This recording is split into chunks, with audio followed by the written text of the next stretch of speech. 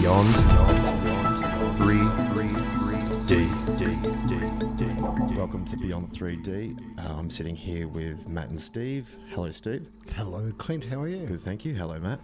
Steve, how are you? Clint, how are you? I'm good, thank you. Matt. We're going to kick off a show today, very interesting show, and with our show called Beyond 3D, we look at everything in the physical and the metaphysical and things that... quirky and the strange and the alternate. Yeah, things that people don't really like to talk about out in the open. I'm going to take our listeners on a journey each show and just give them a little bit of a tidbit of stuff that...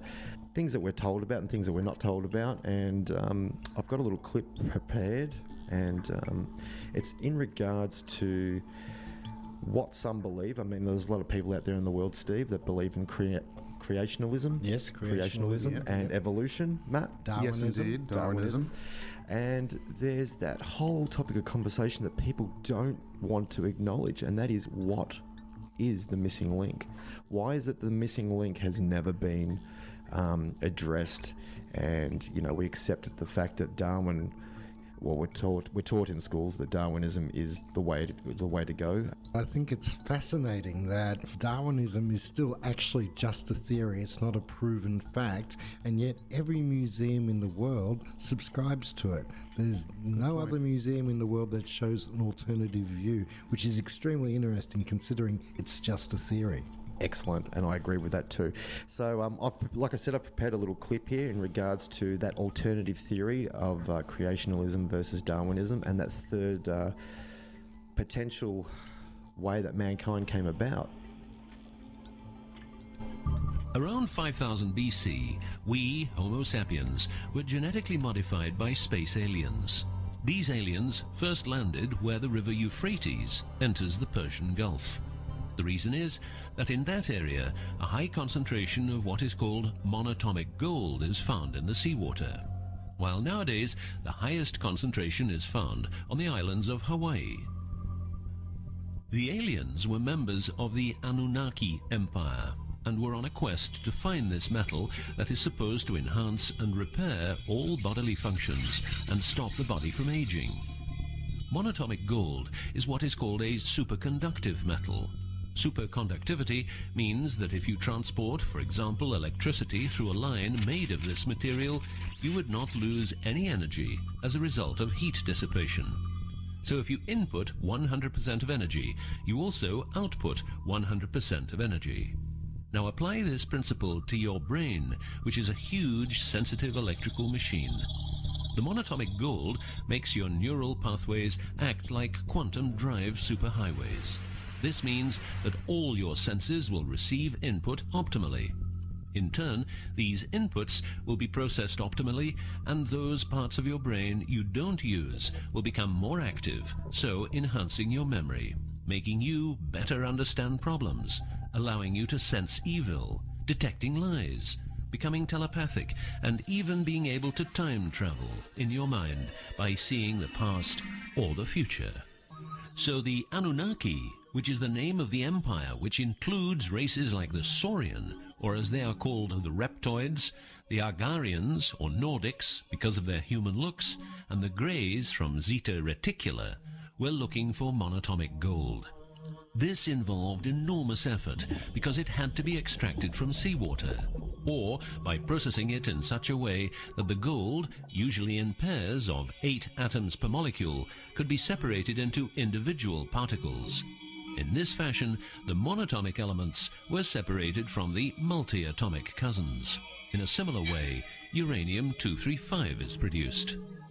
For the use as intelligent slaves, the Anunnaki took a man, let's call him Adamski, and took out a part of a rib. This is because the rib is a part of the human body that can be removed without causing too much damage, and because the rib contains bone marrow, it's a perfect source for DNA. The Anunnaki modified the DNA for a better manipulation of the humans and implanted it into a woman, let's call her Mulva. Mulva then had children with Adamski, and their children were, just like Mulva, genetically modified. These humans worked for the Anunnaki, but not a lot of humans knew about the Anunnaki, and then, for some reason, the Anunnaki disappeared. An interesting detail is that the symbol for human DNA resembles the word Yah, which is God. But surely this is a coincidence. Beyond. 3, 3, 3, D. That was a little clip, and the reason I just played that as a teaser leading into, I've got something organised for our next show in regards to a speaker by the name of Lloyd Pye. Now, Lloyd Pye has done a lot of research in the past in regards to evolution, and he's tracked the genetic lines of where Homo sapien began and where Neanderthal ended.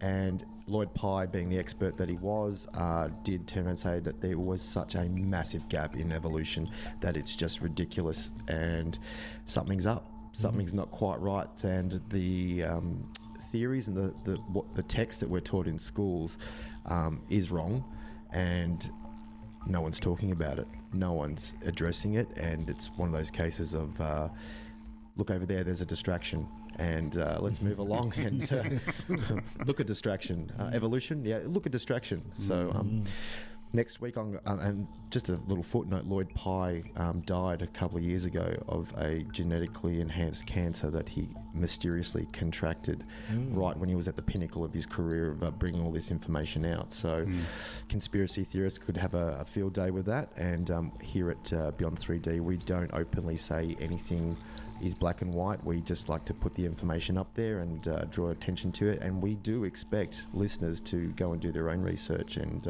investigate these things for themselves and open your mind. That's what this is all about. I must admit, the whole Anunnaki story I found quite fascinating for quite a while now. Of course, it goes back to, if anyone knows the story of Zachariah Sitchin, who translated the Sumerian tablets. Now, the Sumerian tablets are the oldest known writing on the face of the planet, and I actually find it fascinating that we go back to the oldest known text that exists on the planet that we can lay our hands on, and you translate it and it talks about aliens coming in, genetically modifying us and all that sort of thing, and it's extremely interesting, and of course most mainstream scientists are completely ignored it. They just, as soon as the word aliens mentioned, they just, the blinkers go on and they don't want to know about it. Well, a lot of those scientists, Steve, also get a lot of their money from grants. So, you know, when you're bucking the system like that, your research isn't going to be funded.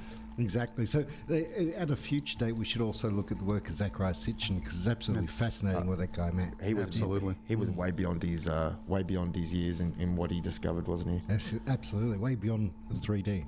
Way beyond 3D. So was Nikola Tesla, for that matter. Oh, that's another show There's altogether. a show in itself. Yeah. It's a week of shows. Yeah, amazing. Beyond 3, 3, 3, D. I have got a very interesting little article for you. It's called 13 Coincidences That Will Really Creep You Out. Most of these coincidences are coincidences. They're just very unusual and interesting ones. So let me get started with number 13. On November 4th, 2008, Barack Obama won the presidential election. The day after, on November 5th, one of the winning combinations of the Illinois lottery was a 666. Oh, yeah. There's so much out there on the internet about Obama being the Antichrist. Yeah. I don't even know where to begin that. I mean, that was the reference there, wasn't it, Steve? That was the reference? Basically, yeah. It's interesting that you say that, because this is factual. On 9/11, the number that came out on the lottery in New York that night was 9/11. Oh, really? Yes. That's a good one, too. That should be number 14. I'm hoping that's number one. No. Number 12 is South African astronomer Daniel du Toit had just finished giving a lecture with the conclusion that death could strike at any time. Afterwards, he sat down and popped a peppermint in his mouth and unfortunately choked to death. No way. That's the way. No way. Freaky coincidence. Because you wouldn't want to be the mint company, would you? No, definitely not. Be careful about giving lectures about sudden death, I think. Yeah. Number 11, during the production of the Des X, a video game released in 2000, the development team forgot to add the Twin Towers into their rendering of New York. An in-game explanation was given to cover up their blunder, and the explanation was that the buildings had been brought down by a terrorist attack. No. That's a good one. No. I love that. Number 10, the assassination of Archduke Franz Ferdinand sparked World War I. He was shot down in a car that had the license plate A111118. The war ended on an armistice of 111118 at 11 a.m. That's insane. Fascinating. Number 9, in 2002, a 70-year-old Finnish man was killed by a truck when he attempted to cross a highway on his bike. 2 hours later, his identical twin was killed under the exact same circumstances less than a mile down the same highway. Are you making this up? I'm not making up. These are all true stories. This is why I love the bizarre world. Number 8, in 1883, Henry Ziegland dumped his longtime girlfriend. Heartbroken, she hanged herself. Her brother vowed to avenge her and hunted down Ziegland. When he finally found him, he aimed for his head and shot. Ziegland fell to the ground. The girl's brother, believing he had exerted his vengeance, committed suicide with the same gun. Little did he know that Ziegland would survive, for the bullet had merely grazed his cheek and lodged itself in a nearby tree. Several years later, Ziegland attempted to cut down that particular tree. He had the brilliant idea of using dynamite, and the resulting explosion sent the dormant bullet right through his skull. It seemed like the bullet refused to miss the target. It's like those movies Final Destination where you just cannot escape death. Like, it's inevitable. Yeah, it's bound to happen, yeah. Number 7, in 1883, Edgar Allan Poe published the narrative of Arthur Gordon Pym of Nantucket. The novel included the tale of 4 men stranded at sea after their ship sunk. Desperate, the men kill and eat a cabin boy named Richard Parker. 46 years later, a ship called the Mironette suffered the same fate. The 4 starving survivors killed and ate the cabin boy, whose real name was, yeah, you guessed it, Richard Parker. Isn't Richard Parker the name of the tiger in Life of Pi? Oh, I'm not sure. I'm not sure about that Pretty one. sure, and We'll that's have to in Google that one. That's in that sea movie too. So. Number 6, Samuel Clemens, aka Mark Twain, was born in 1835, shortly after the appearance of Halley's Comet. Later in his life, he predicted he would die when the comet returned. In 1910, one day after Halley's Comet appeared at its brightest, Mark Twain died of a heart attack. Perhaps Twain considered the comet a harbinger of death. If so, he had good reason. In 1222, as the comet passed near Earth, it appeared to be moving west. At the time, Genghis Khan was preparing for his invasion. Believing that this was a sign, he also marched west, killing millions in the process. You hear my brain ticking over. Yeah, I can. I can hear the wheels spinning now. Number 5. September 20th, 1911, the RMS Olympic, White Star's Line, lead transatlantic ocean liner, collided with a British warship called the HMS Hawke. The Olympic suffers several severe damage to its hull and nearby capsizes. Fortunately, no one is seriously injured or killed. However, 7 months later, the sinking of the Titanic would become one of the deadliest maritime disasters, claiming the lives of more than 1,500 people.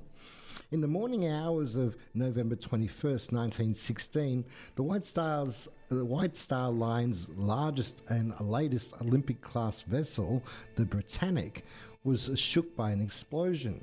55 minutes later, it sunk in the Mediterranean Sea. 30 people lose their lives. It is unclear whether the explosion was caused by a torpedo or an underwater mine. What do all these disasters have in common? Well, besides involving 3 state-of-the-art passenger ships belonging to the same shipping company, one stewardess nurse was present on all of them when things went bad. She survived all 3 of the sinkings. Tell you what, I think after the second one, I would have been quite suspect on the third. You'd think you wouldn't want to go on a ship again, wouldn't you?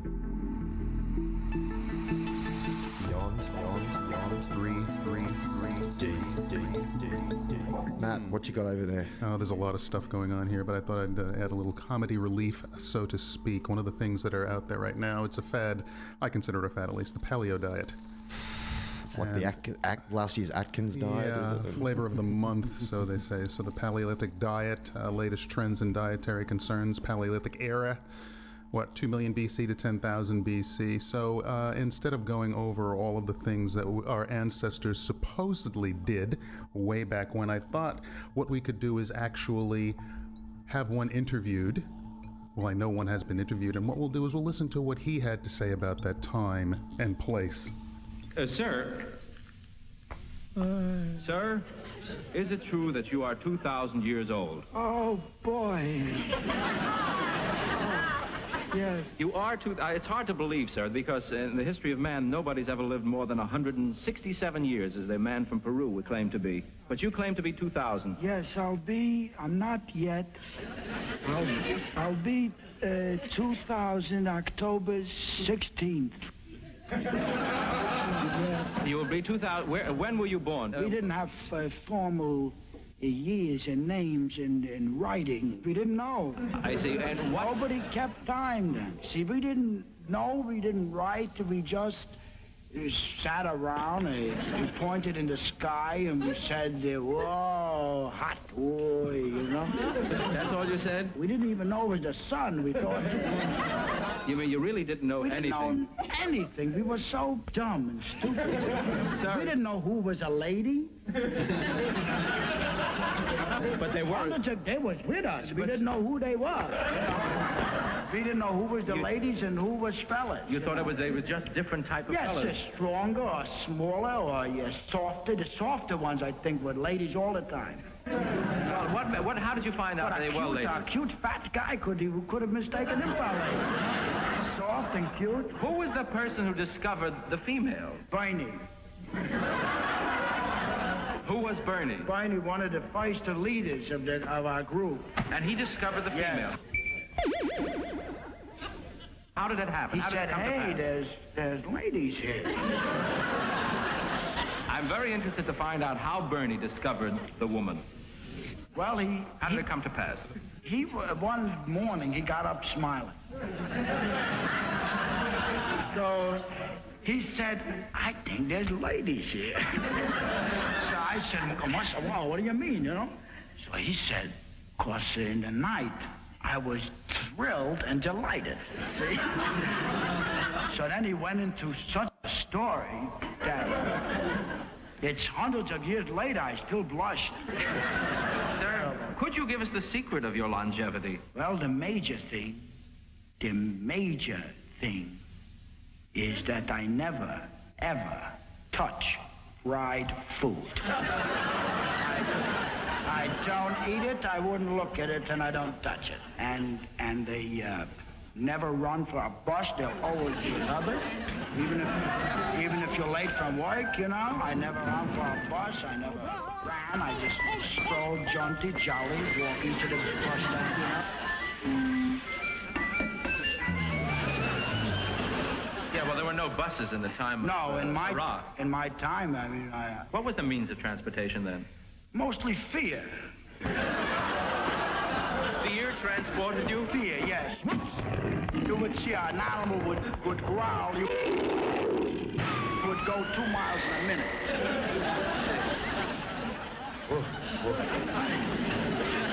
So I'd like to find out about some social customs, the origination of social customs. For instance, singing.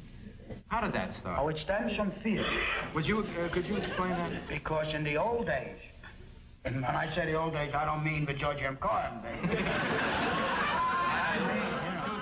years ago. I mean, it was rocks and caves. I'm asking you, sir, how song came. So song came about when you really had to communicate when you were in trouble. You couldn't say help. Yes. What the heck is saying help? Yes. Say help, baby. Hello. They don't even hear you. Good morning. You say help, say good morning. Yes. Song started when you really had to. You were in trouble. You had to get somebody. You said help. That was the first song. Yes, I know. I see. So in other words, fear. Right, was the fear first. caused singing. We thought happiness did. Oh, and the songs came out of it. A lion is eating my foot off.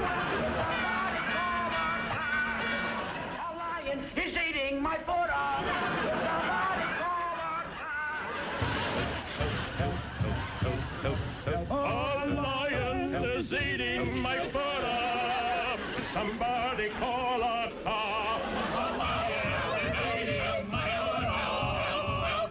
Somebody call a cop.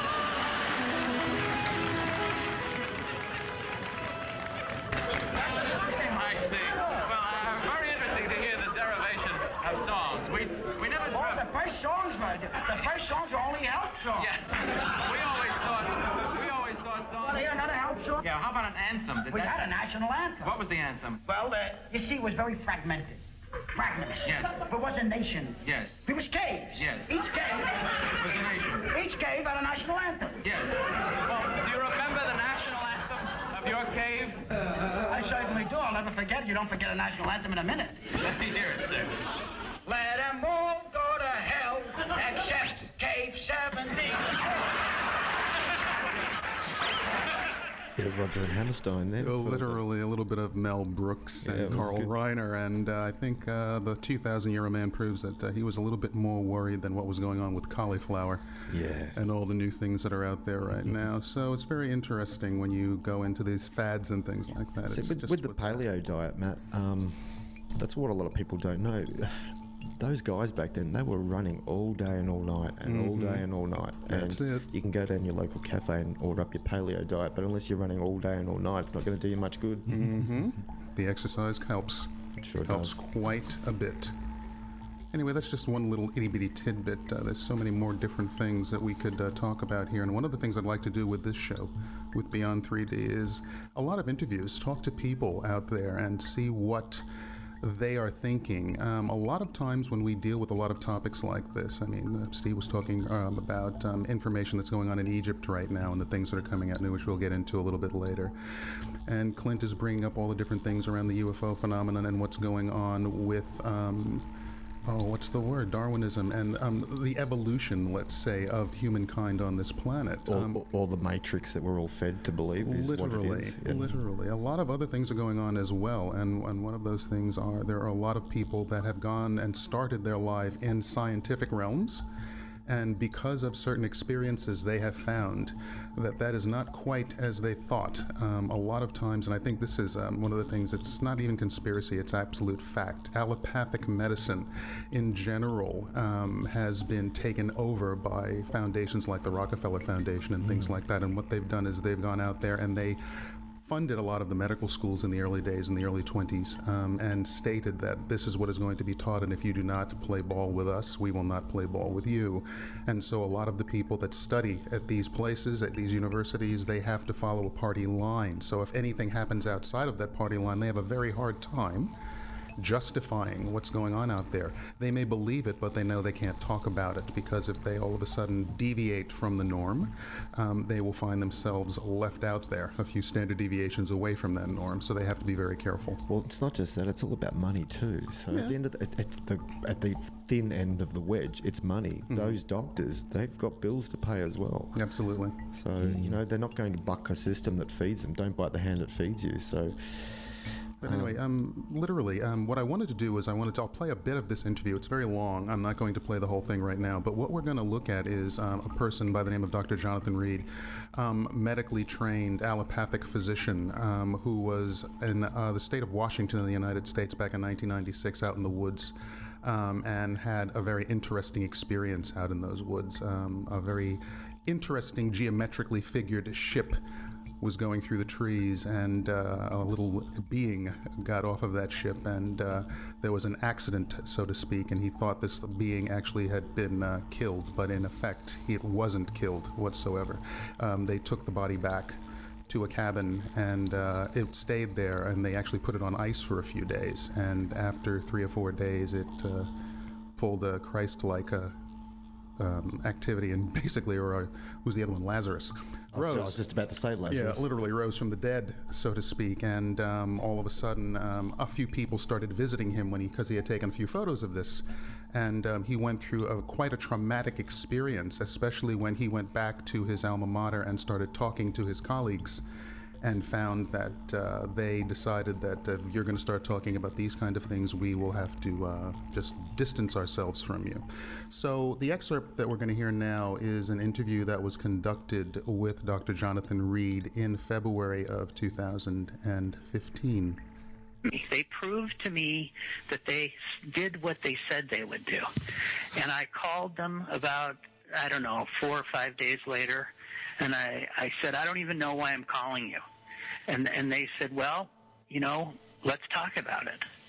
And they were very careful and very gentle. They didn't force me to talk about anything I didn't want to.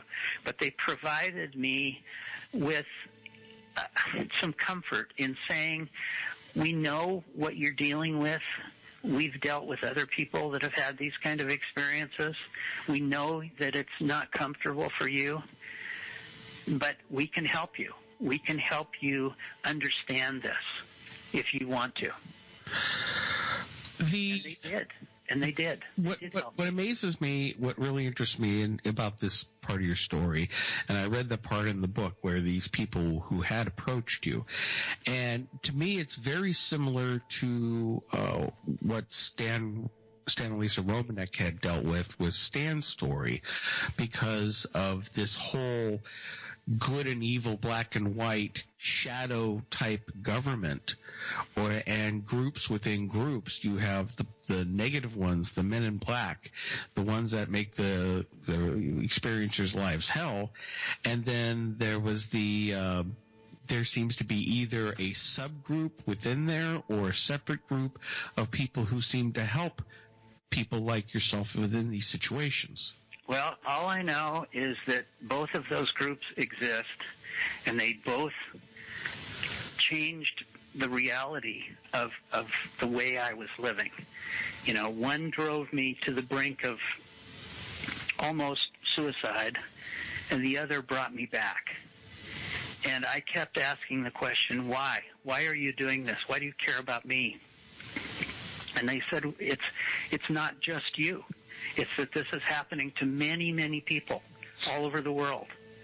And that, what you're going through is an important issue. Even though you may not think so, even though you may not even believe what has happened to you, it is an important issue.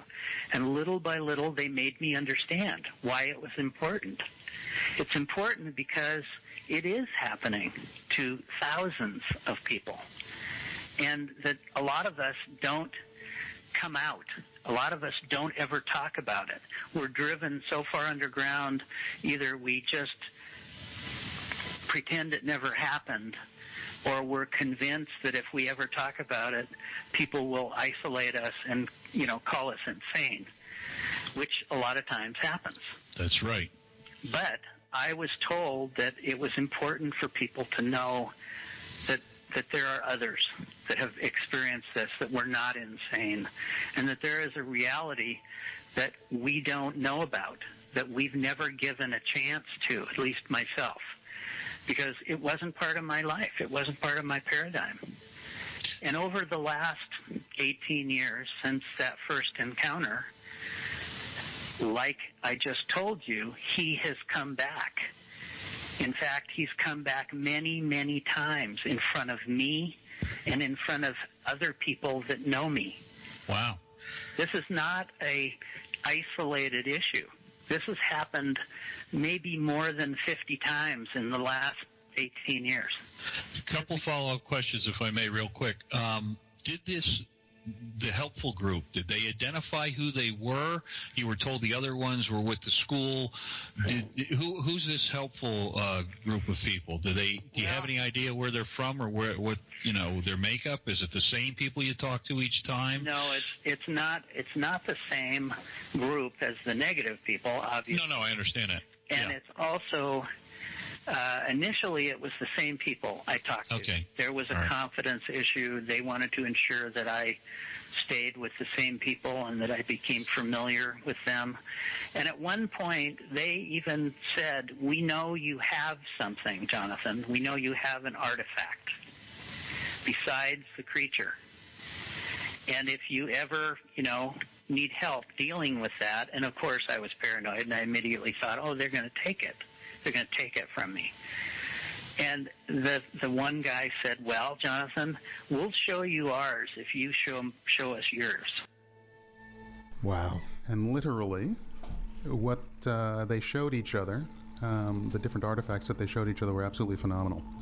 What are we talking about? We are talking about technology. Okay. We are talking about technology that does not meet the norms. We are talking about technology that can actually teleport and transport things. See, I was thinking about this today. It's the equivalent of one of us going back to, let's say, the Dark Ages and pulling out an iPhone and showing people an iPhone. We know how it works. We understand the physics and the science behind it, but they would just look at it as pure witchcraft and something that's just beyond their comprehension, smashing paradigms again back then. So that's obviously what it would be to us, looking at what these artifacts are.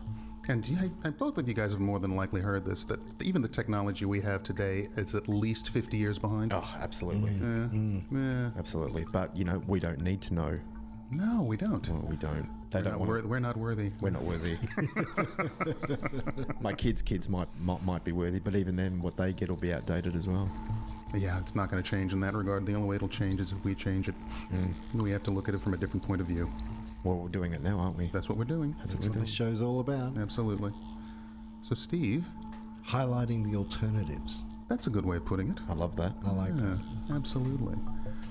You intrigued me with some of the photos you had on your laptop there, on your little iPad there.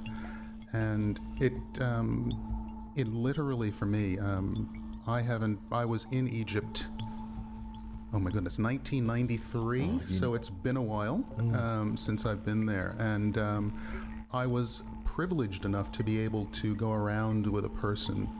His name was Maksud Ragali, and he showed me a few things at the Giza Plateau that most people wouldn't look for. And then I ran into another person who actually told me about a couple of Nile rivers, not just one. So it was really, really interesting. So I think it would be a really good thing for Steve to delve into a little bit of what is literally going on the Giza Plateau at this moment. Thank you, Matt. Wonderful intro. I was in Egypt in 2010. Very, very interested in Egypt. I have been most of my life, and that was my first visit there.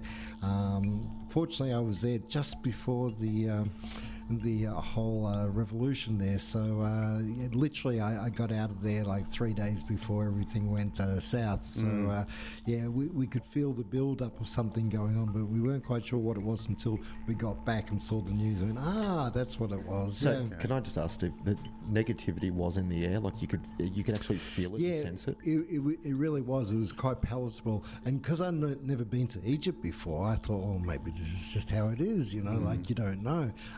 But there was definitely a sense of, wow, there's something building up here. And even talking to taxi drivers and stuff about local politics, and they were just being very cagey about their answers. And I thought, oh, there's something going on here. But that wasn't the main reason why I was there, so I didn't follow it up too much. But it certainly made sense afterwards. That's what we were feeling, Cool. So very interesting. But one of the reasons I was there was to look at some ancient sites. I've always been quite fascinated, like a lot of people are, with pyramids and ancient tombs and that sort of thing.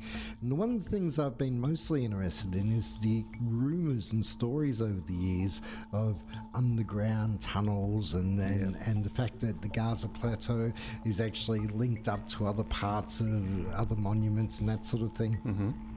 And certainly in some places that we visited while we were there, we could see some things being unearthed, and promenades and statues of sphinxes and things like this that they're still discovering to this day.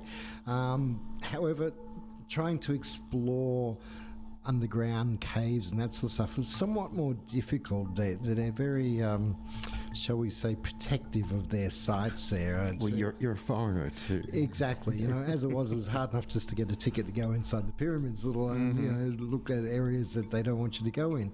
However, a British team was able to get in there a few years ago, and they found a cave entrance just off to the side of the Giza Plateau there, and were able to get down underneath one of the pyramids there. Now, at first, Zahi Hawass and his people there said, oh no, this can't be true, it doesn't exist, rah rah rah. And then about 6 months later it came out with a documentary crew saying, look what we've discovered, and it was the same place these British guys had discovered. And then after that a big gate was put on it, and that was the end of that, and we never heard any more. And then there was rumours about rooms underneath the paws of the Sphinx, and of course anyone that knows the work of Edgar Cayce will know that he predicted that they would find a room underneath the paws there. And once again the official word was, oh no, that's impossible, rah rah rah. And then a documentary was leaked, it's never been officially released, showing Zahi Hawass underneath the Sphinx going, can you believe we are here underneath the Sphinx? So once again we feel like we're not getting all the answers there. And then this week a very interesting story came out where large tombs have been discovered under the Giza Plateau once again, and these coffin tomb things are massive, like they're 10 foot high.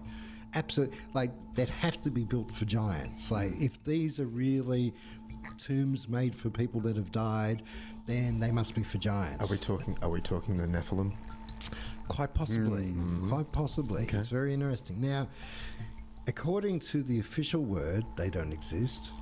According to the official word, these things aren't real, and yet pictures that have been smuggled out and are now actually available on the internet, and we can make these available on the Beyond 3D Facebook page, show quite clearly not only do these things exist, but it shows that they've got lights set up there and little walkways, and they're ready to start tourism down there. Let's face it, So it's highly likely it's been ready to rock and roll for a long time. Absolutely, and so these are quite interesting. Now, I'd just like to quote from a story that I have here about this, where it says here, until recently, the idea of underground passengers have confounded experts.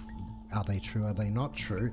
And in particular, they felt that some of the stories written by the Greek historian Herodotus, which said that there were these things, led to the possibility that they could be true. Well, we know that they are true now because a gentleman who was digging in his backyard, illegally digging, by the way. Sorry, Steve, what country was this? This is in Egypt. Oh, so he's digging in his backyard in Egypt? Digging in his backyard near the Giza Plateau there, was digging away, and all of a sudden a huge tunnel opened up with large pieces of stone. And he's gone, man cave. And he's going, oh my God, I found something. And so he continued to dig, and he found a causeway 30 metres down from the surface of where he was digging there. Now, once again, prior to this discovery, all things had been denied about this. And when he got down there, he found this causeway which went by all these big tombs, and it seems to be the passageway referenced by Herodotus in his 5th century BC work that we still have that has come down to us. So once again, we're seeing a lot of ancient myths and a lot of stories which modern scientists say can't be possibly true, once again being proven to be actually accurate. So there are causeways and tombs and a whole lot of stuff under the Giza Plateau which have been discovered and not released yet, and probably more that haven't been discovered yet. So it's a story that's ongoing, this one. The most amazing thing I love about Egypt is that we don't have the machinery or the technology to build any of those monuments today. That's correct. And they could do it on moving sand. And one last comment about the actual pyramids themselves. Everywhere you look, if you've been to Egypt, and I know you guys have. No, I haven't. Oh, you haven't? No, I haven't. Okay, well, I know Matt has. Yeah. But if you go to Egypt, every Egyptian tomb that we know for a fact is an Egyptian tomb, it's covered with Egyptian hieroglyphics and pictures and all that. And you go into the Great Pyramids, they're the 3 big pyramids on the Giza Plateau, not one carving anywhere, not a sign of anything Egyptian, whatever, no hieroglyphs, and no tomb. See, That's right.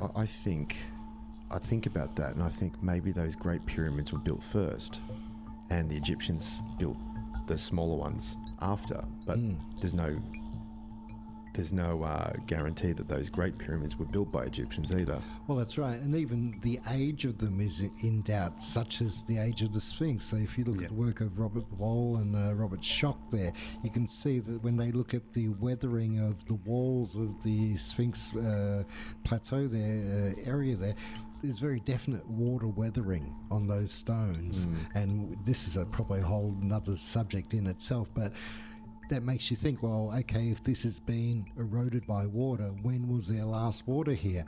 And believe me, that's a long time before they say it was built. Absolutely. So, Absolutely, and it's a fascinating area. And when you really delve into it and talk to some of the locals and find out what they know, from what I understand, the reason it was water weathered is because the river was right in front of it.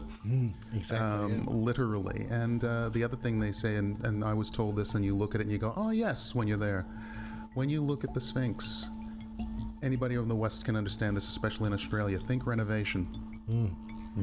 Think of the fact that what you're seeing is it's been renovated, and not recently, obviously. But, well, it would explain why the head's so much smaller than the body, wouldn't it? Yeah, absolutely. So that's the other thing people need to look at when they look at these places. They have to just say, well, hey. Some of the pyramids are on ley lines as well, aren't they? Yes, exactly. That's the other interesting thing, yeah. Why? Why? And why were they angled the way they are? Why do they line up to certain star systems? It's fascinating subject. It is. It most certainly is. Beyond. 3. D. Okay, we're counting down to 4. A Frenchman called Jean-Marie Dubray was executed for murdering his father on February 13th, 1746. 100 years later, on the 13th of February, another man was executed for patricide. His name was Jean-Marie Dubray. Can I ask what patricide is for those people that are listening and don't know? Killing your parents. Well, see, some people would call that good luck. Depends on your relationship with your parents, I would say. Number 3, a French baron named Trazone was killed by Claude Vauban in 1872. 2 decades earlier, Trazone's father had been killed by a different man, also named Vauban. Wow. We're seeing some links here. We're getting close now. Number 2. King Umberto of Italy was having dinner in a restaurant in the city of Monza on July 28, 1900. To his astonishment, he found that the restaurant owner looked exactly like he did, and his name was Umberto. Furthermore, their wives had the same name, and the restaurant had been opened on the same day as the king's coronation. The next day, both Umbertos were shot dead in unrelated incidences. And both wives were very happy with the payout. Might be a conspiracy there.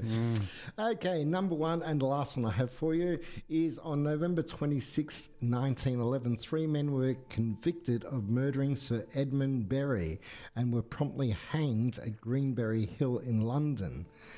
The men's names were Green, Berry and Hill. No. Wow. Wow. And that is 13 very bizarre coincidences. I'll give you a very bizarre coincidence, and this is a true story. About 3 weeks ago, I was walking along the suburbs, walking along the street, and I was thinking about a story about a UFO that had landed in Westall. So Westall's, for those people who don't know, it's a suburb here in Melbourne, and it's sort of situated in between Springvale and Clayton. That happened back in the, I think it was 67, yeah, I think 60s. it was. Yeah. So I was walking along the streets thinking about that story and thinking about how I could Google that and look that up and bring that into Beyond 3D.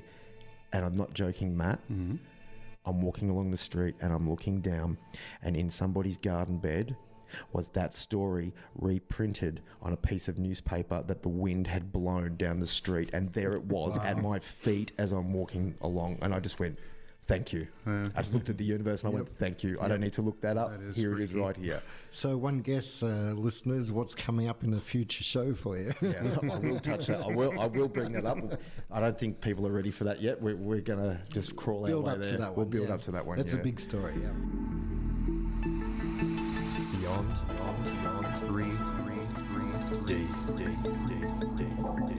As far as we're talking about, you said that the star systems, and what I want to do is basically what I want to do is a segment called Neighborhood Watch. Oh, I like this. And when we do Neighborhood Watch, we're not just talking about our neighborhood, we are talking about the Earth, the Moon, Mars, Venus, Ceres, and everything in our solar system neighborhood. And what we will do is we will report on the things that we have heard or any news events that have been happening in our solar system, as in the 25th anniversary of Hubble and that beautiful 3D image we looked at a little while ago. Yes. Things along those lines. The lovely flashing lights on the moon Ceres that were appearing about a month ago as one of the ships were approaching. What else is going on the moon? If you really want to see anything on the moon, do yourself a favor, buy yourself a telescope and just look at it through a telescope for about an hour. You will have some very interesting things to see. And the other one, which I've been looking at lately, which really fascinates me, is what's going on around the sun. Yes. And I have seen some interesting video, filtered naturally for the different light spectrums. And quite frankly, if you're into Star Trek, you will love the fact that a Borg cube appeared. Literally appeared and disappeared, almost like it pulled up like you were pulling up into a petrol station or something like that to gas up and head off. Just recharging off some solar radiation. Literally, and then it took off again. Actually, there was another bit of interesting footage too, and I'll try and find this and also post this onto the Facebook page, where this round sort of what looks like a hot air balloon basically parks itself into the orbit of the sun, and you can see it drawing plasma out of the sun into itself, and then it shoots off again. Literally. Yeah, and we're still using fossil fuel. Yeah. Well, of course. Naturally. Keep those petrochemical companies running, don't we? So I think we really need to look into that, and we're looking at it from, this is what's being reported, and we will report it to you guys as soon as we hear it. We will let you know what's going on in our neighborhood.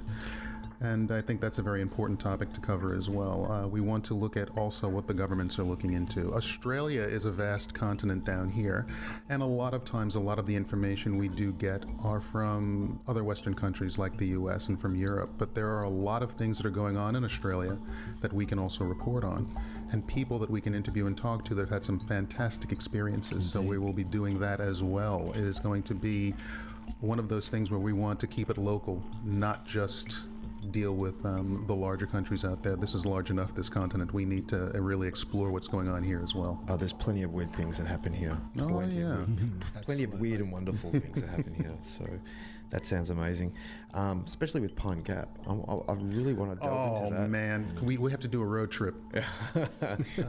Report from the road. Hopefully we come back. To see what's going on up at that place. That would be amazing.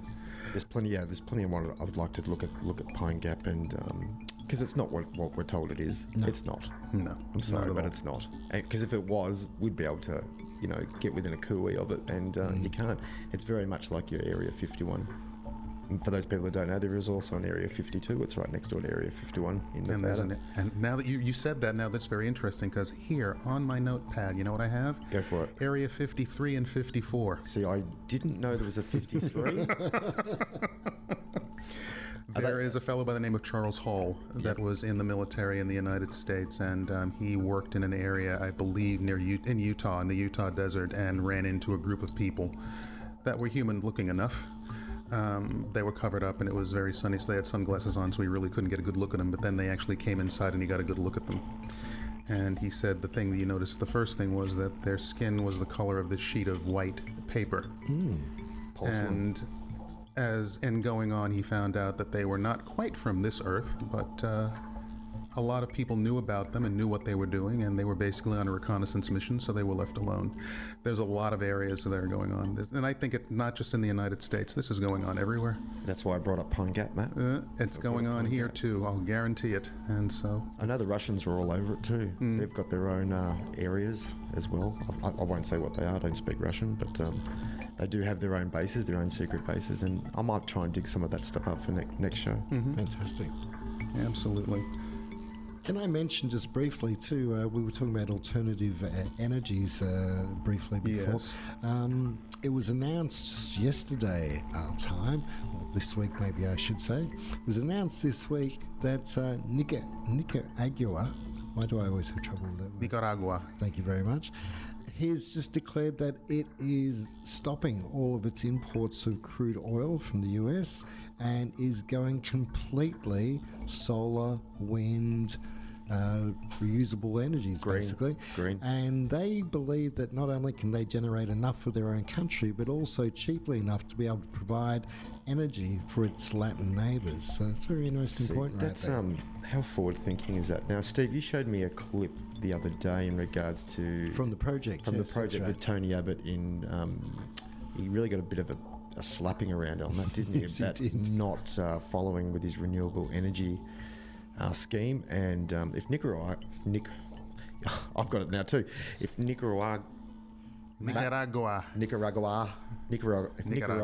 can produce 100% clean energy, that'll be a domino effect that'll happen right around the world. I'm not sure what other, there is one other country that's doing it.